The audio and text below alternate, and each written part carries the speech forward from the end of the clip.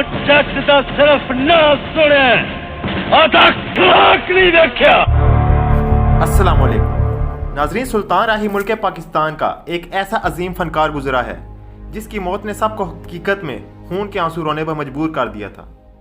जिस तरह सुल्तान राही की ज़िंदगी गैर मामूली थी, इस तरह दरवेश सिफ्त इंसान सुल्तान राही का जनाजा भी गैर मामूली था। पाकिस्तान के दिल दादा और सबसे बड़े अवामी फनकार सुल्तान राही को 8 और 9 जनवरी की दरमियानी शब 1996 को गुजरांवाला के करीब सरे राह गोली मारकर हलाक कर दिया गया था। इस खून को कत्ल करार दिया गया था और इसके कातिल कभी भी गिरफ्तार न हो सके। सुल्तान राही के करोड़ों मद्दाह इस खबर पर यकीन करने को तैयार नहीं थे। सुल्तान राही की तदफीन 14 जनवरी को उनकी रिहाइशगाह के करीब हुई थी। उनकी नमाज जनाजा सब्जादार मशरिक के पेश इमाम मुजम्मिल हुसैन शाह ने पढ़ाई थी। सुल्तान राही की नमाज जनाजा में ताहीर की वजह उनकी बेटियां और बीवी थी जो कि अमेरिका में मुकीम थीं। सुल्तान राही की मौत की खबर तो उनके घर वालों को बावक्त पहुंचा दी गई थी, लेकिन अमेरिका में शदीद बर्फबारी की वजह से वो ताहीर से पाकिस्तान पहुंची। सुल्तान राही की मैयत 14 जनवरी की सुबह 11:20 पर गाड़ी नंबर 485 से गाफ रोड पर बाहर लाई गई। बाहर लोगों का जमे गफीर जमा हो चुका था। हर छोटा बड़ा सुल्तान राही की मौत पर अपने रंजो गम का इजहार कर रहा था। पुलिस की भारी नफरी हजूम को कंट्रोल करने के लिए मुतय्यन की गई थी, लेकिन लोग इसकी परवाह किए बगैर अपने लेजेंड का आखिरी दीदार करने के लिए दौड़ रहे थे। सुल्तान राही का जनाजा दोपहर 3 बजे उठाया जाना था, लेकिन हजूम को देखते हुए दोपहर 1 बजे उठा लिया गया। उनकी नमाज जनाजा माँ रोड पर वाक़या उनकी रहाइशगाह के करीब ही बागे जिना में पढ़ाई गई। सुल्तान राही की मैयत को ट्रक पर रखा गया था जिसे फूलों से सजाया गया था। इस ट्रक पर जहां सुल्तान राही के अजीज़ों के अकारिब थे, वहीं फिल्म इंडस्ट्री के भी नामवर फनकार मौजूद थे, जिनमें फैसल कुरैशी, बाबर अली, जान रैम्बो, शफकत चीमा, अजब गुल और आरफ लोहार वगैरह शामिल थे।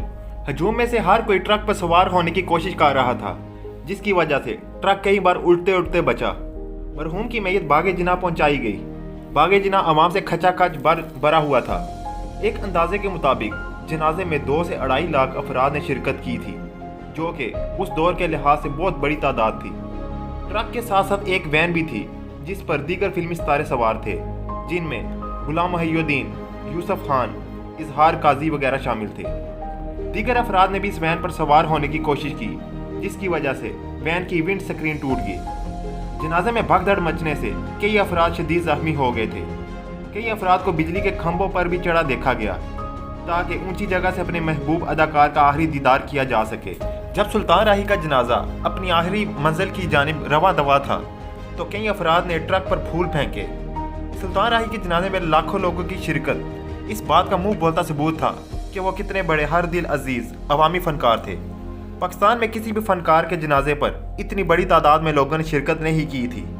पाकिस्तान की अवाम ने महज एक ही फनकार को इतनी इज्जत दी और वो नाम सुल्तान राही का। उनके नमाज जनाजा में जहां फनकारों और आम शहरियों ने शिरकत की थी, वहां ऐसे लोग भी शामिल थे जिनका चूल्हा सुल्तान राही की वजह से चलता था।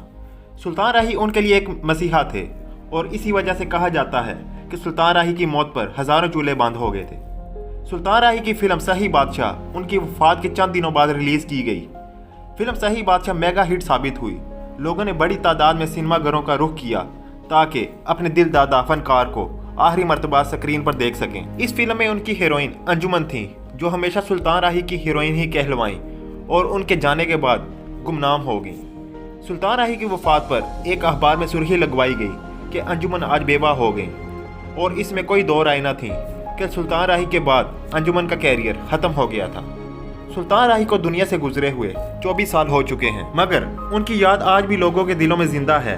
उनकी मकबूलियत का अंदाज़ा इस बात से लगाया जा सकता है कि सुल्तान राही के जाने से फिल्म इंडस्ट्री को जो नुकसान हुआ वो आज तक पूरा नहीं हो सका।